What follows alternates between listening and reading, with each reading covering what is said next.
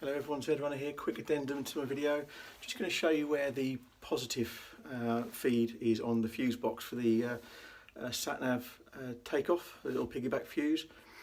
Just to make sure that there's a positive side, then there's the fuse, and then there's the outlet side for the circuit, whatever it's protecting in the car. And depending on which way around you get the install of the piggyback fuse, you'll either have the live from the battery feeding the main circuit fuse, in this case the 20 amp auxiliary socket, and then it goes out to that circuit, and then it goes into the 5 amp feed for the camera. So that's okay, both circuits are protected. My preference is that you take the feed directly from the car through to your 20 amp auxiliary as normal, and it piggybacks off of that and goes through to the camera as normal. So each independent circuit is fused rather than piggybacking off the fuse side of the 20 amp circuit. So we're just going to show you now, when the auxiliary circuit is live, which side of that fuse is live, and I'll show you which way around to orientate your piggyback fuse adapter. Dead easy, it's probably in the right way around, but I'm just going to check and show you so you can choose which way you want. We're going to do that using just a simple fluke multimeter set on DC voltage, but I'll show you that in the car.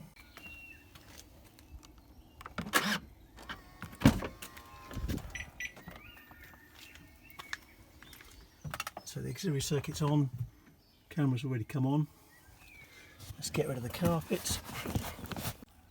Let's take out the little cover. And there's my fuse. I'm going to pull this out now.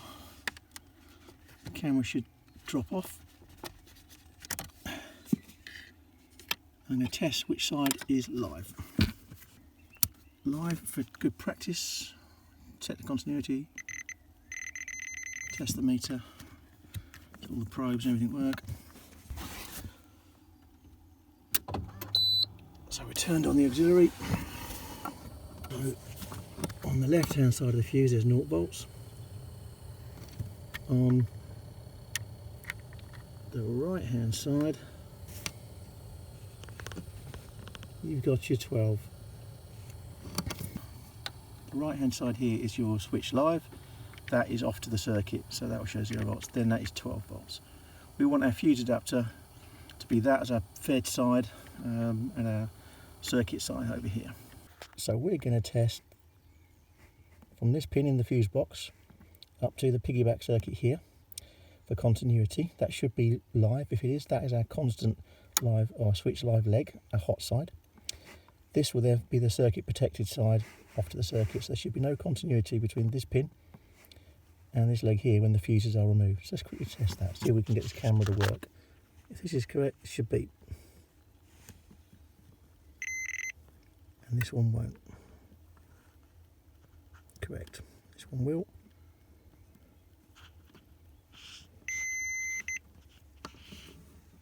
Let's see if we can do that. And this one will not beep. Yeah, there's no continuity there. So that is, so this side is the circuit side and this side is the hot side. Now remember, in our fuse box, this was the hot side. So we want to match hot side to hot side, so we want the fuse holder coming out this way. Let's reassemble. Let's put the original, I'm trying to do this one hand, is a bit weird. Original car fuse in its location, the 20 amp one. And the camera fuse back in. That then goes this way around. So, okay. That means you've now got the car hot to circuit correctly, and you've then got the camera hot to circuit correctly. So they're independent circuits, independently fused. Okay, so I want to try and clear up what's going on when we were talking about the hot side, the circuit side, and to try and sort of make some sense out of some of the comments that are on the Facebook and YouTube channel. So this is my preferred option. The piggyback connector that you get within your dashcam kit is represented by this little dotted box here. Now, we identified inside the car fuse box, the hot side, which is when the ignition is switched on, we get 12 volts on this pin of fuse 52. Fuse 52 remains in our car. It's our 20 amp protected circuit that runs out to the auxiliary socket in the center console. Within the piggyback connector itself, we've also got a tap off here on the hot side pin out to, I think it's a 5 amp fuse, it might not be, but it's the camera fuse anyway. The hot side is tapped off to an independently fused circuit for the camera. This creates, much like the rest of the fuse box where there's a hot line, a 12 volt bus, and we just pick off all the independent circuits that we need. This creates two independent circuits with the appropriate fuse rating for each element that they're serving. So this circuit here for the car, protected by fuse 52, is going to operate as it's designed to do. So that the fuse will protect the expected loadings within the auxiliary socket here. Independent of that, running off of this hot pin, piggybacking off this hot pin here, is the camera circuit with its own independent fuse designed to blow if there's a problem with that circuit there. So those fuses are independent of each other, and this is the way the piggyback connector should work, in my opinion. The alternative way of doing that, because of course you can orientate that piggyback connector either way in the fuse box. So you could put it the other way around. Is that a problem per se? No, not especially, just not preferable. And I want to try and explain why it's not preferable. So this is still fuse 52 in our fuse box. Still has the same hot pin. So when the ignition is switched on, we get 12 volts DC on the hot side.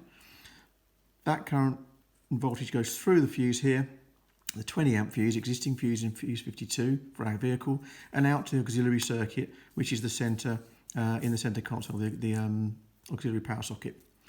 But it also now, because we've got the connector the other way around, the tap off is not here on the hot pin.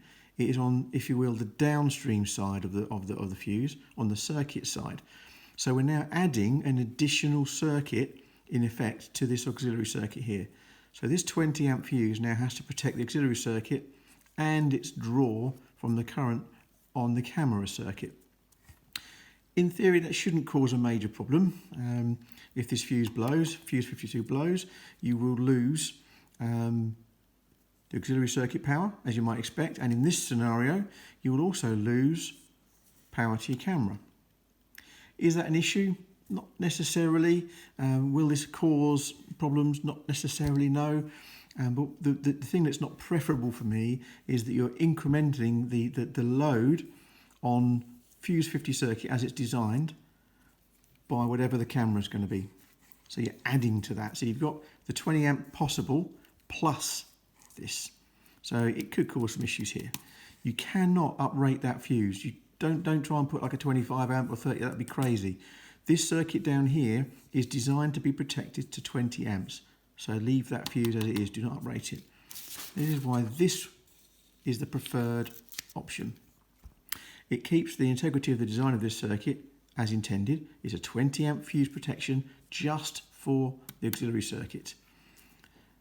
Orientating it with a hot pin, allowing the camera circuit to be tapped off the hot side, means you leave this 20 amp circuit protection in place. You don't mess with that integrity there. You have its own independent 5 amp circuit. If this 20 amp fuse fails, for some reason there's a problem, let's say with the auxiliary circuit, auxiliary socket here in the car, and 20 amp fuse here, fuse 52 blows, that's broken. You still have 12 volts on your hot pin here. That will still run 12 volts up to the camera circuit, which has its own independent 5 amp fuse. I think it's 5 amp, but whatever it is, it's its own independent fuse. This is the preferred way of doing it. So that's how I've done it in my car. I actually had it the wrong way around originally, I don't know if you spotted that, when we popped the fuse cover off, but I've orientated it correctly now, so that the hot side is correct as far as this diagram is concerned. So the car circuit remains as is anyway, but the tap off for the camera circuit comes from the hot pin and it goes through its own independent fuse and circuit. Hope that helps clear things up. If you've got any questions, drop us a question or a comment in the YouTube channel below. Okay, speak to you soon. Bye-bye.